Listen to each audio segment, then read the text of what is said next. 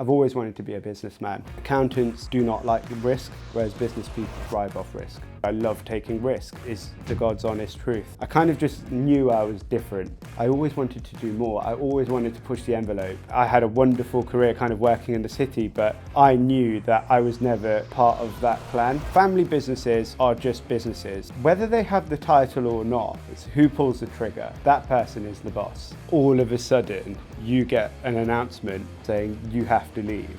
Your whole life turns upside down. Hello, I'm Eloise Finch. Welcome to Tell Beyond, the podcast that asks extraordinary people to share their unfiltered, uplifting stories from life and business to lift you up and encourage you to rethink what's possible. Today we are talking to someone who took the corporate route, qualified as a management accountant with KPMG, and then decided to branch out into business, bringing a fresh perspective and an e-commerce dimension to an existing family company and enabling it to change out of all recognition. Tanna, welcome. Thank you very much. Thanks for having me, Eloise. So tell me, your father moved to the United Kingdom after political troubles abroad. What did this country feel like to him? Tell me about that story. Yeah, so my dad came over here in 1972. He's from Uganda. At the time, there was a dictator called Idi Amin who was prejudiced towards Indians because he believed that they were basically stealing all of the wealth of the country. He gave an order, I can't remember the month, but they had 90 days to leave. So for context, our family went to Uganda in, I believe, the late 1800s, so call it 1890s or maybe the early 1900s. My grandmother was born there in 1926. So we had been there for quite a while. So if you imagine, that's all you've known your whole life. All of a sudden, you get an announcement saying you have to leave. Your whole life turns upside down. And particularly in those days, the Indians were the middle class of that country. So you've come from, not necessarily my dad, but as a diaspora, a middle class diaspora, having left a country that was really warm, really tropical, the only home you'd ever known, coming to the UK, staying in a refugee camp in quarantine for 90 days, getting all your medical health checks, living in basically a sports hall, in effect, at the time. Honestly, just not understanding the climate, not understanding, the culture. But one thing my dad kind of always said to me is the UK was incredibly welcoming towards him. I believe at the time the UK felt a responsibility towards the Ugandan Asians because they were in effect, they were British passport holders because they were part of the empire at the time. So from that perspective, he was super grateful to be welcomed into this country. And I think having seen how the Indian diaspora from East Africa, Uganda have done since then, I think, we made a massive contribution to British society, which he's super proud of. I'm super proud of, to kind of keep continuing that legacy. So he's really proud, I think, to be here. He's really grateful for the opportunity to come and make his life here. I think he landed in the UK when he was 17. So he was just a dependent by a few months on my grandmother's passport. His brother was over 18, so he had to go via India back into Africa, then into the UK. So it wasn't that simple for people who were over 18 at the time. So he had a piece of luck at the beginning. Yeah, absolutely. Was your mum part of that? She's part of the East African diaspora. So my mum's from Kenya. She's from a village, probably a town now, called Kisumu, which is, if you imagine Lake Victoria, Kampala, where my dad is from, is in Uganda, is on the north side. You keep going around the coast. It basically borders Tanzania and Kenya. My mum was part of the Kenyan side of where Lake Victoria was. And how did she arrive in Britain? They weren't necessarily expelled at the time, but the mood was changing in that country. And you'd seen one of your closest neighbours, which they had an economic union with, expelling Asians. Asians were also very successful in Kenya as well as Tanzania. They kind of saw the writing on the wall. And again, because they were British citizens, they were able to come over as well. So how old was your mum when she came to Britain? That's a great question. She came over in the 80s. She came over in the 80s. So she wasn't a minor? No, she wasn't a minor. And so your dad had to make everything from scratch? Yeah, so my dad actually lost his dad very young. So he was, I think, 3 years old. So even in Uganda, he used to go door to door kind of selling fruit and veg and all of that stuff. He'd worked his whole life. He worked in a fabric shop in Kampala at the time as well. And if you imagine, you know, so my dad was born in 54. He'd lost his dad pre-1960. It was him and my grandma and his brother in one household alone. This is where the importance of family and community comes into it. In the village that they grew up in, so there's the city of Kampala just outside that. There's the village he grew up in called Wabulenzi, which is an awesome name. I love saying that name out loud. And then up the road is where my dad's granddad lived, which was another village called Bombo. There was a really big sugar factory there, which used to basically provide the employment for the area. So if you imagine, from my granddad's generation, the family had sprouted off, but you're all in one community. And they kind of say it takes a village to raise a child, and my dad's really a kind of a true example of that, to the extent now I'm very close with my second cousins as a result of all of this, because if you're literally in a village where there's mud roads and you're all together, you're one family, you're one community. There really isn't a distinction. Coming from that background and that history, survival is you know, at the forefront of your mind.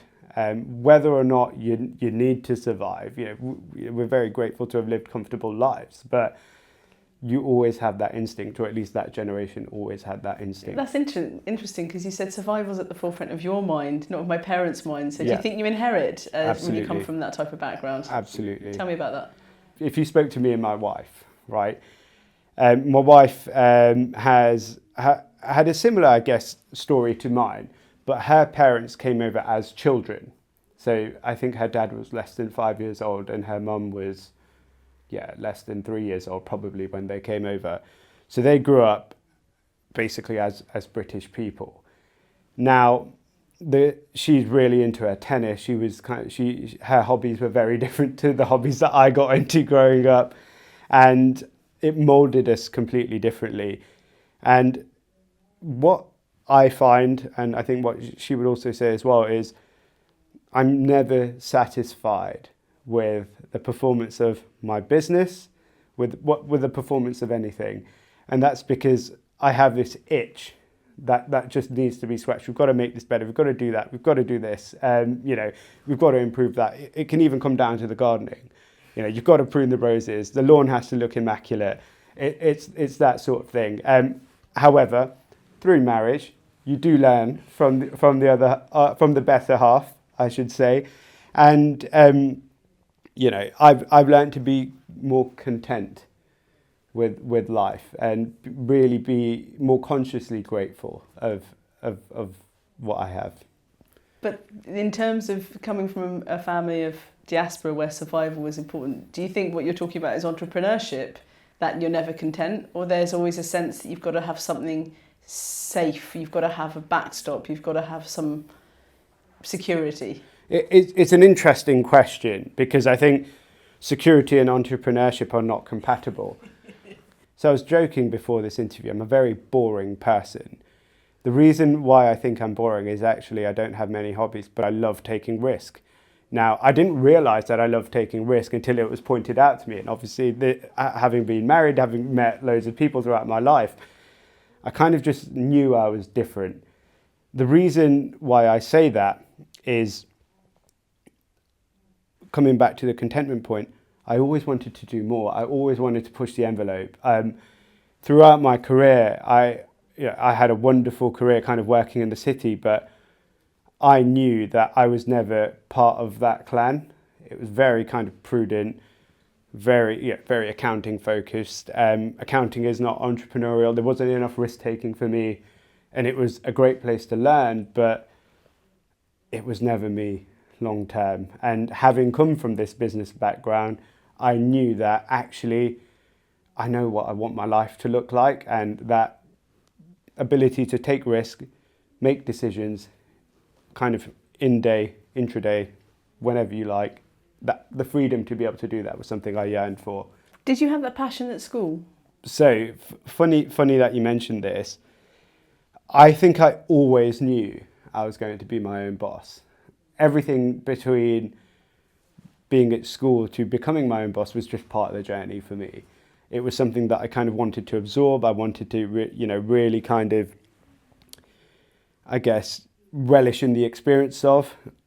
I guess, if I'm being honest, I knew it was temporary for me, so I wanted to make the most of it at the time.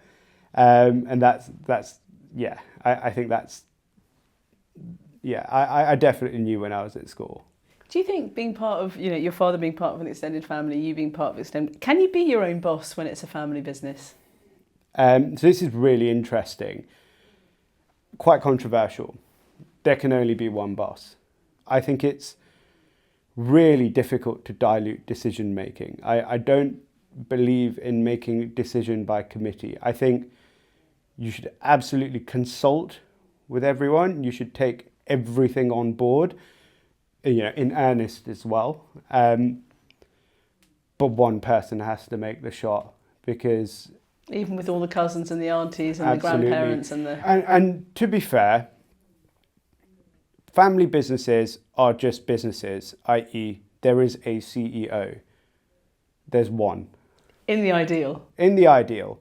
But whether they have the title or not, it's who pulls the trigger. That person is the boss. And that never really changes. As a social structure, that never changes. Now, often, so if I talk about my own family, take business out of it, bring family into it. My grandmother on my dad's side was just a super matriarch. No one would double cross her. Everyone would have their opinions, but what she said goes. So she was the boss. She was the boss. Apply that to business. It's a social structure that doesn't change. So you joined KPMG on a graduate training scheme? Yeah. Were you someone that was taking the safe option? When I look back, probably no. Right? And I'll explain that to you. When I made a decision about my career, so if I go to kind of my second/third year of university, you ask yourself, what do you want to be when you grow up? I knew in the back of my mind I wanted to be a businessman. I've always wanted to be a businessman. Great. What skills do I need to become a businessman? I thought, well, running a business. Okay, well, I don't really have any money or ideas at this moment, and I've got a lot of debt. And also I quite liked the idea of living in London at the time. So I think in 2013, when I graduated, London was what I guess the UAE is now for young people. It's the land of opportunities. I think I stand by that. Were you ever tempted to stay and climb the greasy pole? No. And that's not, look, I want to say... Were you unemployable? I am unemployable, to be honest. I adored my career when I loved it. I loved every minute of it. And I think the reason why I loved it was because I never stayed a minute too long. There's too much of a good thing, I believe, in life. And that was one of those situations. And ultimately what it came down to was I worked for an accounting company. I wasn't that interested in accounting. I was interested in business. There is a very big difference between, being a business person and being an accountant. What is that difference? Accountants do not like risk, whereas business people thrive off risk. Is the God's honest truth. It wasn't entrepreneurial enough for me, and that's not because people there weren't spectacular. I met some of the most gifted people I've met in my whole life. But the regulatory environment that you operate in just really means you cannot really take too much risk, unfortunately. I often joke with my wife and my friends, what would my life have looked like? And to be honest with you, there's what I call no man's land, and I think there was a high risk of me ending up there. And that was being lost in middle management in one of these companies where you're a nobody. You're an absolute nobody, because in any big company, you are replaceable. It doesn't matter. And that's not because you're a good person or a bad person. That's just the way it works. You're a cog in the machine. I could have spent my career like that. I could have retired there. I remember the moment, actually. I was on the tube, and there was this guy that looked like my dad, right? And he was wearing a suit, and he was clearly, so I worked in Canary Wharf. He was stood on the tube like this, standing up. And I just looked at him and said, I don't want to be that guy. And he clearly wasn't senior enough to be the boss at any of these places, because he wouldn't be like that at that time of day. He obviously wasn't junior, so he was lost in middle management. But I thought, I bet he tells his friends about the firm that he works at. I bet he's got, his new build house and lease car. That's what that life would have looked like. I just wasn't interested in that. So the business that you grew up in, that your father developed, is in the fabrics area. Tell us a little bit about that. Yep. So my dad has had a textiles business in some way, shape or form since the early 90s. It changed throughout that period. The start of that period, he used to sell a lot of denim to kind of like your big high street stores and that sort of stuff which would then get made into jeans and that sort of thing. But as time went on, that trade went away, and he turned more into an importer and wholesaler. And my dad, he loved clearance. That was one of his favourite things to do. Yeah. He loves a deal, so he just couldn't help himself. So towards the end, so very much when I was getting involved in the business, there was really two strands to it. So being a fabric importer and wholesaler of woven fabric. So generally fabrics, there's two types. There's woven fabrics and knit fabrics. So knit fabrics is generally what we have in garments, which, not to get too technical about it, but they're knitted together, which gives them a natural stretch, whereas woven fabrics are kind of like a lattice structure where there isn't really stretch. So upholstery fabrics tend to be woven. Your poplin cottons, that sort of thing, are woven. So what you're wearing is woven, but kind of stretchy t-shirts, that sort of thing, are all knit. In our hometown of Leicester, there is knit fabric everywhere. He wanted to differentiate himself. He specialised in wovens. He kind of became that guy in the area to go to for that stuff. So for him, it was, would you like 1,000 metres of muslin, calico, now Hessian, that sort of thing, and he would sell by the kilometre. Where I came into the mix was, so after I decided I wanted to start a business, was there is definitely a consumer demand for this. There are either individuals who like craft and sewing, or there's like small craft businesses that can't quite hit the MOQs of a big supplier, or don't really want to commit to a role of something. An MOQ is a minimum order quantity. So for example, if you're a curtain maker at home and you need 5 meters of fabric for a curtain, you don't want to commit to a 50-meter roll because it would take up space in your living room where you're doing your work. So that's where my sort of company comes into it. So coming back to what I said earlier about having different decision makers, my dad's business is still his business and he still trades. He is my landlord and my supplier, whereas I have a separate business to him where I make the decisions. Primarily because it's, from what I've seen in other family business scenarios, it's a lot easier to have two separate entities where you can make your own decisions, appropriate for your own risk appetites. Now, my dad's in his 70s and refuses to retire.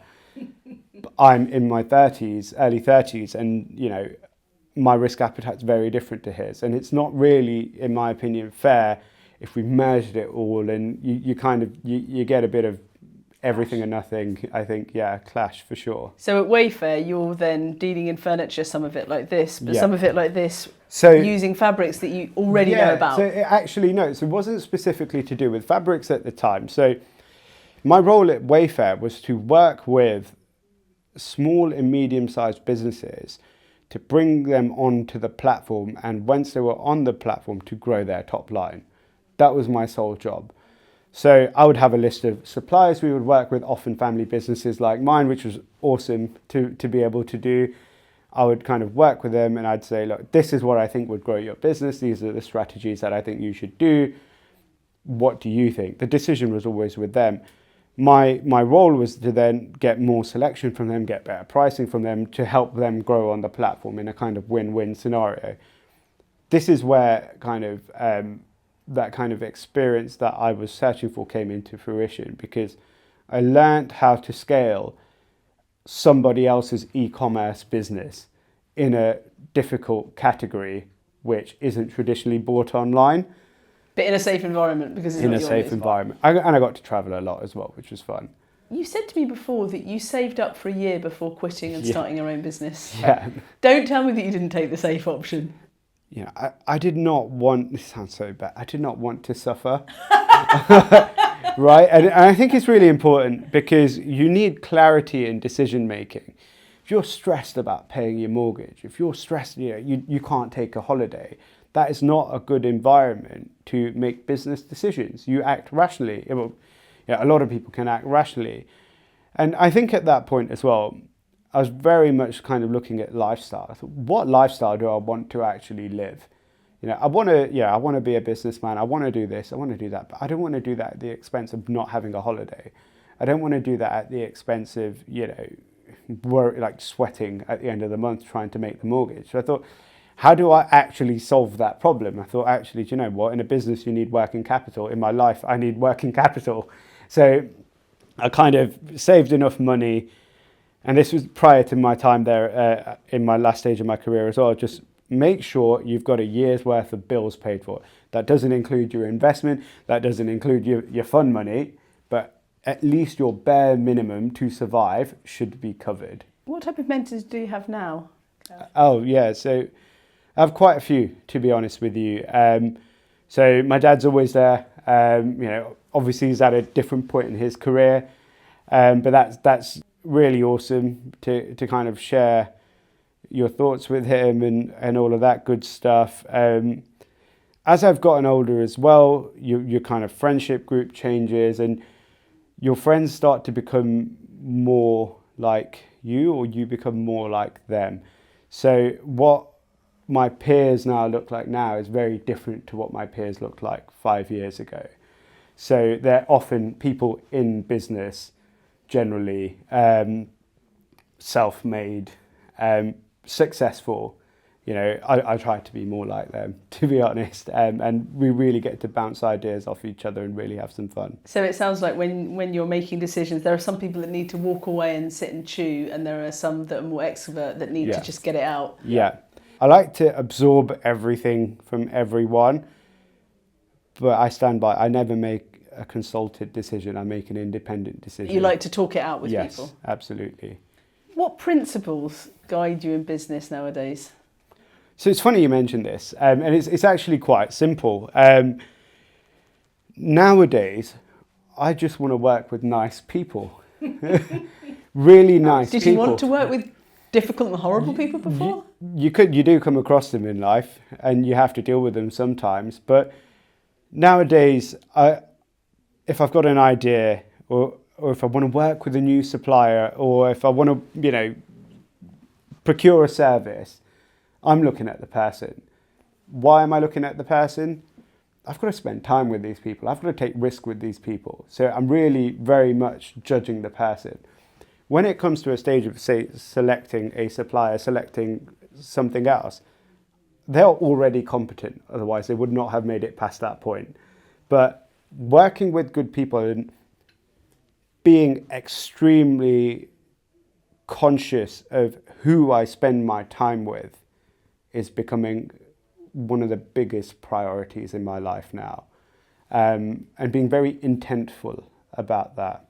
So is that more to protect yourself? Protect is one side of it, but also growing myself as well. I think there's a much bigger upside to it than a downside, to be honest, because it's easy to protect yourself. You just don't engage. Ultimately, we've all been in these situations where you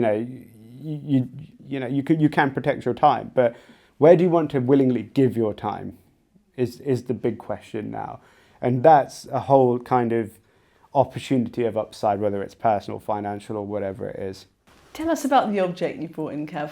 Absolutely. So There's two objects with me. One is a birthday card from my wife to me, and this was my first birthday after we got married. So got married in August. We were really lucky to be able to spend a month in East Africa, mainly Uganda, where the front of the card has lots of different pictures of our time on that trip. Uganda's important to us because both of our families are from there. On that trip, by the way, we had a picture of her granddad's house, which her whole family had never been to in over 50 years. We managed to track down the house and find the owner of that. So there's a lot of heritage there.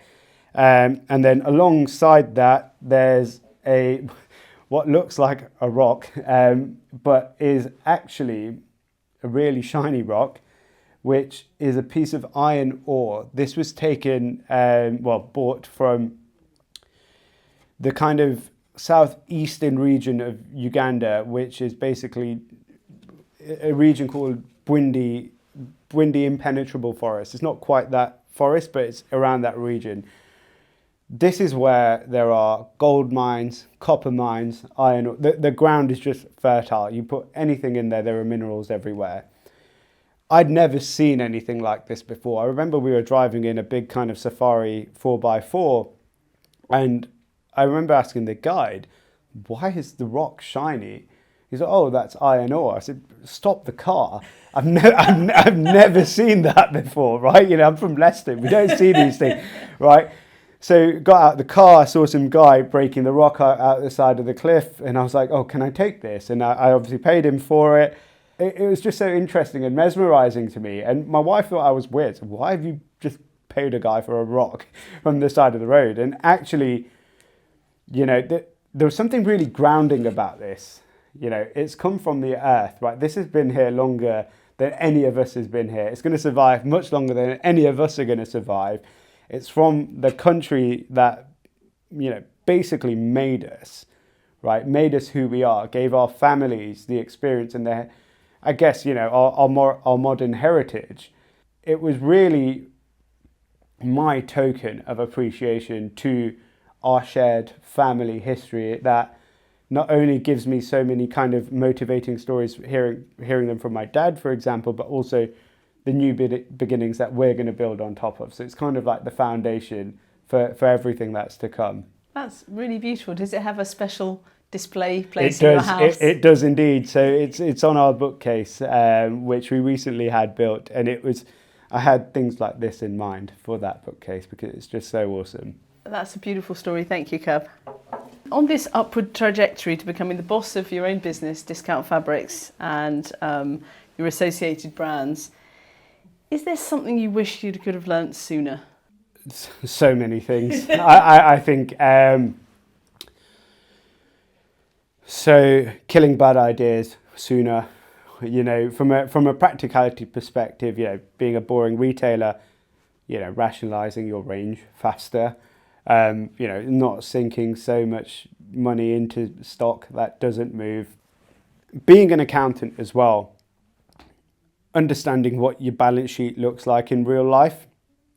Now, whether that's your personal balance sheet, whether it's your business balance sheet, which in a lot of our cases is the same thing in a lot of these situations. And what can I do as the key decision maker in that business to turn the dial on any of this stuff?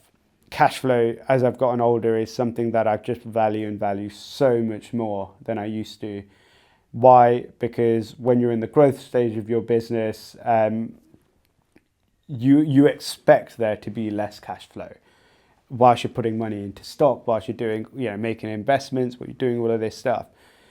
But that cannot happen forever. Is something that I'm now starting to believe in more.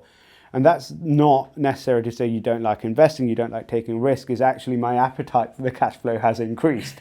So actually you end up to see that money. You want to see it grow even more and more. And when you look at it from a balance sheet perspective, I love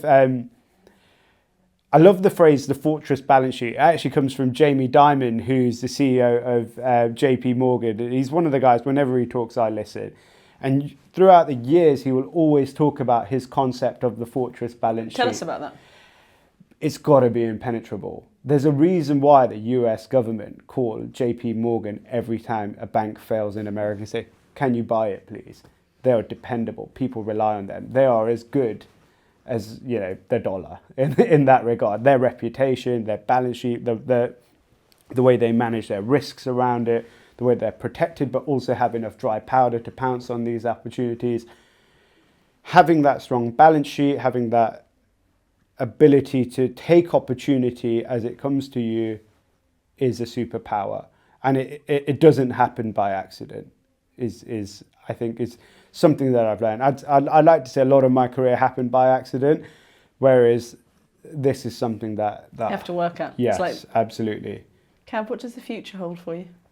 It's looking good by your smile. Look, really, really interesting. Really, look, it sounds. I just want to enjoy life. We presume that business will be part of that. Absolutely. In some way, shape or form, it will. I will never retire. Let's put it that way. I will never retire. And that's not because I don't like traveling, but actually business is my lifestyle. I never expect that to change. But I was, joking with my wife the other day, and we were talking about pension contributions. And I said, I've only got 22 summers left before I can, draw on my pension. No, a bit more than that, 25 or 26. I said, that's nothing when you think about it. That's absolutely nothing. That's 25 to 26 Christmases. Can you remember them? If you can't remember every Christmas, that means to me, you fast forwarded through them. So I very much think in that way, shape and form nowadays. I'm just super committed to enjoying life and enjoying what I do and making sure that people around me are hopefully enjoying it too. As much as you can. Is there a saying or proverb that's carried you through some of these changes you've talked us through? There's so many. Some I probably shouldn't say on camera.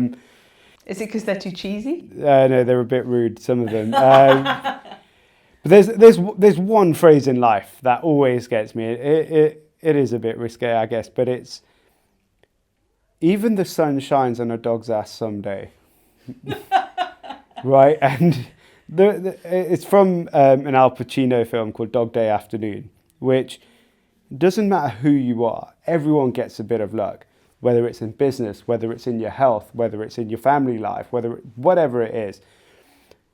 For me, I look at that and I think you've got to take your chances in life, no matter where it comes from. People say, I want to be a millionaire, but actually you might be a millionaire in your family life. That's your wealth. Enjoy it. You got that opportunity, or, That's where the sun's That's where the sun's shone for you. And it happens that everyone gets a bit of luck. You've just got to be able to spot it. Tanna, thank you very much. Thank you so much. Appreciate this.